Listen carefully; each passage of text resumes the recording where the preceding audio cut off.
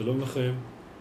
אני שוב בטוח שאתם מנצלות את החופשה הגדולה להתרעננות והתארגנות. אני רוצה לדבר כמה דברים על פרשת דברים שאתה נקרא. פרשת דברים מוזכר יום פטירתו של אהרון הכהן.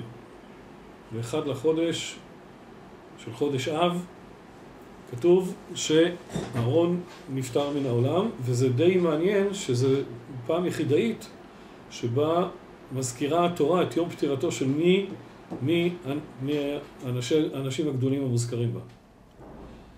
השאלה היא למה דווקא אצל אהרון בחרה התורה להזכיר את יום הפטירה.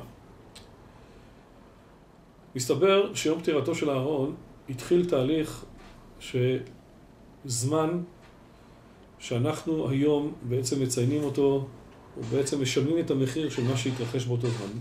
מיום פטירתו של אהרון, שהיה ידוע כאוהב שלום ורודף שלום, אוהב את הבריות ומקרבן התורה, התחיל תהליך לא טוב בעם ישראל, של ירידת ערך אהבת האדם מישראל.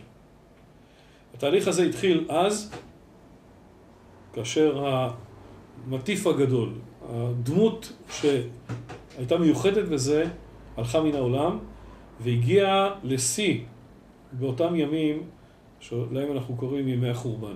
כשבמקום האהבה שבין אדם לחברו, הייתה שנאת חינם.